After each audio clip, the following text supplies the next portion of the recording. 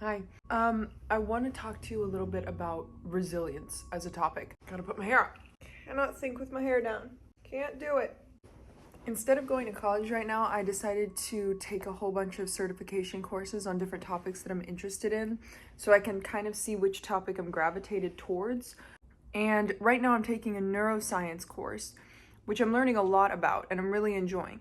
But one of the books that they mentioned in there was called The Diving Bell and the Butterfly. And you're probably like, what does that even mean? What is a diving bell? What is a butterfly? You probably know what a butterfly is. If you don't know what a butterfly is, what are you, in kindergarten? Why are you watching my videos, you kindergartner? Go play outside. Or what do kids do nowadays? iPads? iPads? iPads? This book is about someone named Jean-Dominique Baudy, who was the editor of French Elle. He suffered a massive stroke and it left him in something referred to as locked-in syndrome, which is basically your body is paralyzed, but you still have brain activity and brain waves. So you are alive, but you cannot move your body and you cannot speak. And the only part of his body that he had control over was his left eye. So he wrote this entire book by blinking. A nurse would hold up lines of texts, A through Z, and he would blink. 1 for A, 2 for B, 3 for C, that kind of thing. And he was able to write this entire book just by that. And I can't even open it yet because I know that once I read this book, it's going to transform me and the way that I see myself and the way that I see my character. Because truly stories like this of people who overcome insurmountable odds to achieve something, they get me, right? Like the David Goggins story where he overcome like huge physical odds, huge mental odds, running a super long distance in really high heat, becoming a Navy SEAL, going through multiple hell weeks, that kind of thing. Or we hear about people like, oh my God, what is her name? Dr. Jasmine Paris was the first woman to ever complete the Barkley Marathons, which if you don't know what the Barkley Marathons are, just go watch it because my God, they're insane. I mean, there's also Albert Einstein who didn't receive good grades in his beginning years of school. Like he didn't get good grades at all. And he came on to become who he is today, right? Same with Stephen King. He was rejected by like 30 different publishers before he actually got published. And he almost gave up on being a writer altogether because he was just so frustrated. That's what I mean about stories of overcoming. Those stories always speak to me really heavily because I vacillate to two extremes. I'm either a go-getter, like nothing's gonna stop me, I'm gonna go for my goal no matter what, no one can be in my way. I'm just completely burnt out and it hurts to even do the dishes. And these are the two states at which I function. And there's no middle ground. There's no middle ground. I'm either super go-getter, I'm gonna do everything that I set my mind to, nothing can stop me, or I just cry 24/7 and I sit on the couch, you know?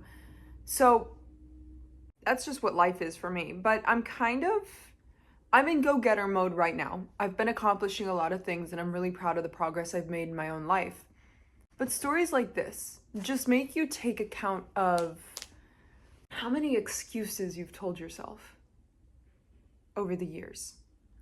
Because this is a man who only has the use of his left eye, and you fucking bet that he is using the ability of his left eye to his best ability to make sure that his voice is heard, to make sure that his life is given a voice, to make sure that his story is told. And I don't know, it just makes you take stock of your excuses. It really does, because what are you doing, Bailey? You want to write a book, but are you writing anything every day? You have complete use of both of your hands, voice technology, voice to text technology, all this time on your hands, the use of both your eyes, and yet you keep all your stories locked in here. You could get hit by a bus tomorrow and no one would ever know them. You say that you want to run marathons, yet you sit inside and you're like, oh, it's cozy in here. You know, it's really cold. I'll go tomorrow. You know, tomorrow is not promised. Tomorrow, anything could happen that could bar you from getting in the way of running. You have time today. You have a chance today, and you're wasting it because you think you have time. You think that your excuses are more powerful than finding that deep, deep inner fire that wants you to push. And I know once I read this book, I'm going to get really mad at myself. I really do, because you can't say that you want something unless you're actively taking steps towards it. You can want something really, really bad, but the only thing that's going to get you there is action. And so many people think that, oh, the desire to get there, or the desire to have that thing happen to me, or the desire to reach this goal is what's going to bring it towards me. No. The amount of effort you put towards reaching that goal is the amount of effort that's going to come back to you. And I've lived enough and I've accomplished enough to know that that is absolute truth. Whatever you put a lot of time into, it's all going to come back to you. I swear to God. I swear to God it comes back to you. There's never been anything in my life where I was like reaching really hard for a thing, working really hard for something. I really, really wanted something and I'm putting myself out there. I'm trying, that it didn't all come back to me eventually. That's just how life works.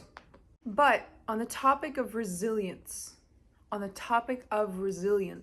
human beings are resilient. There is very little that knocks us down.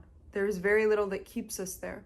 Even if we have a moment where we wave a white flag and we stay down and we are defeated and we are burnt out and we are scared and alone and afraid, you know what we've always done time and time again?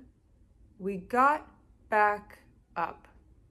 It doesn't matter if how long you stayed down. It matters that you get back up after that. And that's what every single human being I have ever met has done. They've got back on their feet. They keep walking forward. They make new goals. They make new plans. All of these goals that are within us and rise up in us is just our own inner callings telling us what needs to be put out in the world to better help others.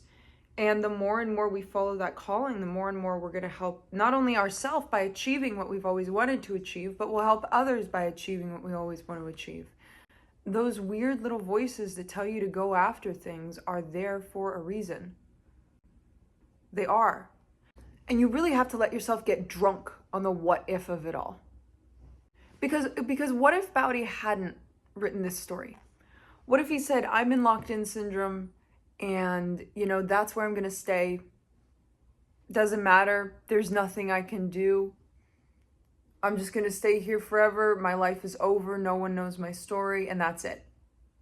What if Stephen King just threw out his novel? He said, you know what? I gave it a good run. I tried. But you know what? Writing's not for me. Let me go figure out another career. What if Albert Einstein said, you know what? I'm not really academically gifted. I'm going to go, be a mailman or something because academics aren't for me. I failed school. Like, I'm not smart. I'm not brilliant. I'm not gifted. Imagine if these people that we hold in such high regards in our society, what if they had just not tried one more time? Because that's truly what they did. From where they were before they got famous, before they got the prestige they did, before they got recognized for who they are and what they created, they were just like you and me, just people mulling around the earth. They had an interest in a thing and they hadn't gained a lot of recognition for that thing, and they felt, down and out in the trenches, burnt out, waving a white flag. But they got back up. They said, you know what? I know no one believes in me, but I believe in me. And I'm going to give myself one more try. And they did that day after day after day, after being beaten down, after being rejected, after being criticized. And they kept going. Because they knew that one of the times, statistically, it's going to work out. They bet on themselves, they put that hard work in, and see how it turned out. You just have to keep going down the path. You have to keep trying. You have to keep putting yourself into it. You have to keep working on your vision and what you want to do. And you have to be resilient with it. If you want to put something out into the world, if you want to create something for the world to see and hear and be a part of, you have to bet on yourself. And you can't let anything stand in your way.